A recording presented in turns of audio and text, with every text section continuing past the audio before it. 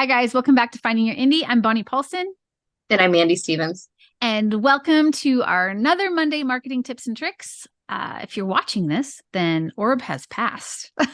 We're recording this before Orlando reads books, because we're going to be trying to recover from Orlando, and we're still doing clients, and we're still doing, boss mode launches will be launching in just a few days, and we've got all the things, right? So we've got so many things. So we're like, hey, let's get this one recorded. And we're actually doing kind of just a relaxing one. It's just a reminder, especially as we're heading into fourth quarter.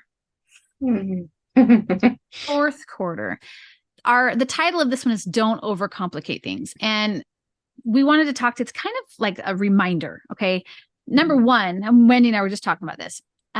Sometimes you think that like your ads aren't working, and you're like, oh, my ads aren't working, or my ads aren't working. That's what I hear all the time, because we're ad managers. That's what we hear. But we're just one piece in the entire wheel. So if your ads aren't working, then, and if you have someone who knows what they're doing and your ads aren't working, and you know for sure why they're not working, then you can fix that, right? But if you're like, I have my ads are targeting correctly, they're sending the correct message to my landing page page has been tested. The problem usually is when we say our ads aren't working, it means we're not making our money back. And unfortunately, ads don't usually make their money back. What happens is it's your read through, or it's it like lifts it in the brand. Like for instance, in Amazon or Apple, your ranking will be affected, and then that will help trigger the organic. Maybe you're running promotions, maybe you're sending out newsletters. There's so many other pieces to the marketing wheelhouse for any industry, not just authors, but for any industry, that when you say my ads aren't working, it's really kind of you're short-sighting yourself. And all of that to say, what we're talking about here is not to overcomplicate things. So keep it simple. If you're spending too much time on your ads, we highly recommend that you stop. Stop working so hard on them. It's okay to keep them simple. So for instance, we're going to talk about some stats, which are really important inside of your ads. If you are, for instance, running a standard sponsored brand ad for a sponsored product ad in Amazon AMS, what you would look at is CPC. Obviously, you don't want to be above a certain amount. We never accept anything above 89 cents. Sometimes we'll go up to 91 if the conversion is really nice and solid, but I will not tolerate anything above 91, like period, period. We also don't usually do the 5%, the pay more to get seen on the top of the page. I don't agree with that either. I think that that's just giving Amazon more money, when if you target correctly and you give it enough time and you have your landing page converting, you will actually creep up there over time. Again, simple marathon style mentality, growth mentality, not just a bombard everything, blow your money mentality, which is where we come from here at Finding Your Indie. Bank over rank is each one. Yeah, there's plenty of people who will just take your money and spend it. Yeah, if that's what you want to do, I will give you my PayPal account. You can, you are welcome to do that. I am totally fine with that.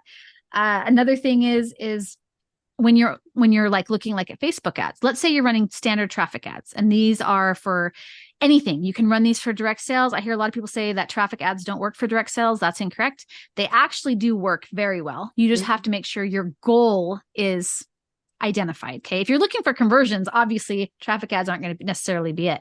But let's say you're trying to deliver a free book. Traffic ads still work very well, and it's cheap.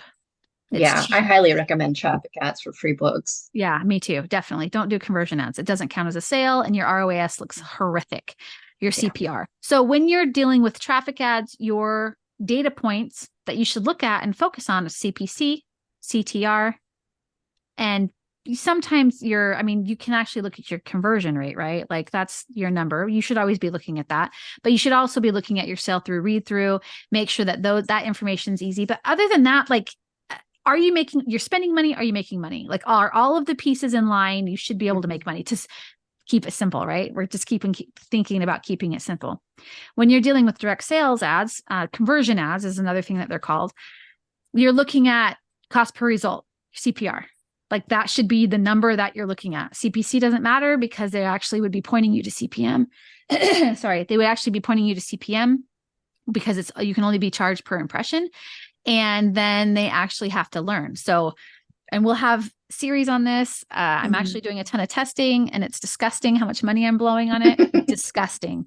Thank goodness it's a tax deduction, because oh my gosh, I feel like I am paying for a small child to live for free in my house.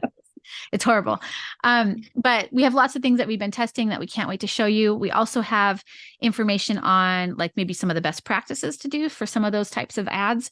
Another one to do is if you're going wide. So this is a really good one. Mandy and I, again, just mentioned traffic ads for free books. If you are wide, whether you're direct or not, if you're wide and you want to do a first in series free, I love first in series free. I know people who are like, no, don't do first in series free. You're giving your work away for free. I also make a lot of money with first in series free with quite a few of my pen names. So I'm okay with first in series free. I do have long series that those lead into. It's not always a good move to make with a short series, but whatever. Right. Again. Right. I'm like, I have 3 books in my series, so I wouldn't do that. But if I have 7 or 8 books in my series, I most definitely do that. Yeah. And if you had a prequel to any series and your prequel is like a shorty, right? Like 20K, whatever, go ahead and do that for free. Like you're not going to hurt anything unless you're using it for a magnet.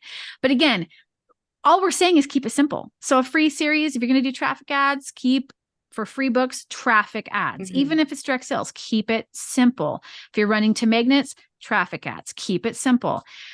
What we're saying with regards to all of that to say, what we're saying when we say don't overcomplicate things is I see a lot of people break it down by like attribution tags are only showing me this information. And it's been 2 days. AMS hasn't been showing anything and it's been 48 hours and I'm not sure why I don't have any sales yet. Why are my impressions not there? Well, like there's like so many things that are involved. This goes back to our patience video too. Yeah. So. Patience video. Yes. Good point. Yes. There's that. Yeah. Like I just feel like when we're trying to overcomplicate things, what we're trying to do is we're trying to focus on making other things work. Like my ROI on my promo that I had with written word media. I love written word media, by the way, but I'm just bringing them up because they popped in my head. My promotion didn't give me a 1 to 7 ROI. It only gave me a 1 to 5.275 ROI. And it's like, dude, you are, whoa, stop focusing on the finite. If your marketing efforts are working and your funnels are working and all of the cogs in your wheelhouse are working, you should see a brand lift. Yeah. Go work on your book, right? Like stop. And that's what I see people doing. I see a lot of people where they're focusing on the wrong things. Go in, you shouldn't be spending more than an hour max. I would say an hour max on your ads. Or even 2, maybe 3 hours max a week on your ads. Like that's overkill because you've got to start them and you got to let them run, let them test. If you don't know what you're doing, reach out to someone who does, because these are things that you don't want to blow money on. And if you don't know what if you don't know what you don't know, then you don't know. Like you can't fix what you don't know. So reach out to someone who knows what they're talking about. And again, do an ad account audit with us. We would be happy to. We finally had somebody sign up. Woohoo! We just have to reach out and be like, do an ad account audit with us. We're so excited, but do one with us. Ask us. We'll tell you, oh yeah, this is what's happening. And it's easy. It is so easy, some things to fix. Now, we can't fix your read through. We can't fix your sell through. We can't fix your other marketing things. We can't fix if your cover sucks. Like you can't. You can fix it. We can't. So your ad manager runs your ads. They go in and they actually are like, oh, here's what we have. But when you start picking things apart and you overcomplicate things, that's when it's too hard to pull back from on any aspect.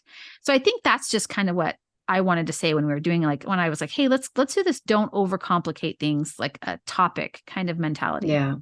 Because it's, if you keep... I think one thing I want to say, I feel like the more money people are making, the more hovering they become.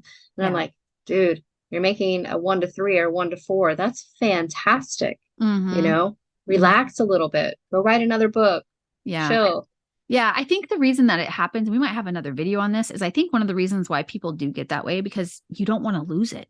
You don't want to lose that money. It's a lot of money, and money, especially as the cost of things go up. It's like, I feel like it's almost life-saving right now. Like it's such a big deal. And $500 2 years ago was a lot of money. 5 years ago was a lot of money. And now it's like $500 isn't enough. It's not enough. It's not enough for anything, it seems like.